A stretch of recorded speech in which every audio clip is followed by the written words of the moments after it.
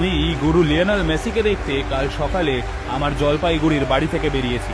সঙ্গে যা জল টল ছিল কিছুই ভেতরে আনতে দিল না। এখানে জল কিনতে গেলাম, এক বোতল জলের দাম চাইছে 300 টাকা, একটা স্যান্ডউইচের দাম বলছে 500 টাকা। আমিও মেসিকে দেখতে সারা রাত জেগে পুরুলিয়া থেকে এসেছি, তাও শুধু মেসিকে দেখতে 20,000 টাকা দিয়ে টিকিট কেটে এসেছি। আমার কাছেও এত দামি খাবার কেনার টাকা নেই। আমি প্রাইভেট টিউশন করি, সেই সামান্য আয় থেকে 15,000 টাকা দিয়ে টিকিট কেটে এখানে এসেছি শুধুমাত্র মেসিকে দেখতে। এত টাকা দিয়ে জল আর খাবার তো খেতে পারবো না। আমি আসানসোল থেকে এসেছি, আমি মেসিকে দেখার জন্য 25,000 টাকা দিয়ে টিকিট কেটে এসেছি। কোনোদিন ভাবিনি 20 টাকার জলের বোতল 300 টাকা দিয়ে কিনতে হবে। এদিকে 12,000 টাকার টিকিট কাটতেই আমার বেশ কষ্ট হয়েছে। শুনলাম তৃণমূল তাদের নির্বাচনের খরচ তুলতে মেসিকে নিয়ে এসে হাজার হাজার টাকার টিকিট বিক্রি করে কোটি কোটি টাকা তুলছে। শুনেছি এসবের পেছনে নাকি অরূপ বিশ্বাসের ঘনিষ্ঠ বাবুসোনা।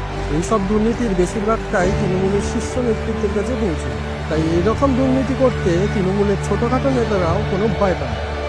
11টা 10 বেজে গেল, মেসি কখন আসবে? এই তো বলছে মেসি স্টেডিয়ামে এসে গেছে, দাঁড়া ভালো করে চশমাটা পরিষ্কার করে নি, মেসিকে দু চোখ করে দেখতে পাবো। এই তো মেসি ঢুকছে, সঙ্গে টুইট করে মন্ত্রী অরূপ বিশ্বাস আর তৃণমূলের নেতা নেত্রীরা।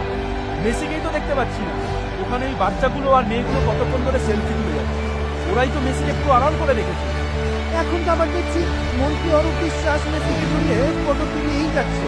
মনে হচ্ছে আমাদের হাজার হাজার টাকায় মেসিকে আনা হয়েছে তৃণমূলের নেতামন্ত্রী ও তাদের বাড়ির লোকদের দেখানোর জন্য। হ্যাঁ তাই মনে হচ্ছে।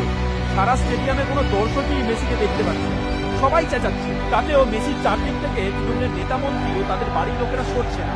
ওই দেখো পুরো স্টেডিয়াম থেকে সবাই রেগে গিয়ে জলের বোতল মাঠে ফেলছে, স্টেডিয়ামের চেয়ার ভেঙে মাঠে ঢুকছে। ওই দেখ মেসিকে স্টেডিয়ামের বাইরে নিয়ে যাচ্ছে। আমাদের এত কষ্টের হাজার হাজার টাকা টিকিটের দাম নিয়ে তৃণমূল শুধু তাদের নেতা মন্ত্রী আর তাদের বাড়ির লোকেদের মেসিকে দেখতে দিল। এই প্রতারণা আর অপমানের জবাব আমরা দেবো ভোটে, যাতে এই অপদার্থ দুর্নীতিবাজ তৃণমূল বাঙালিদের ফুটবল প্রেম নিয়ে ছিনিমিনি খেলার সুযোগ আর না পায়।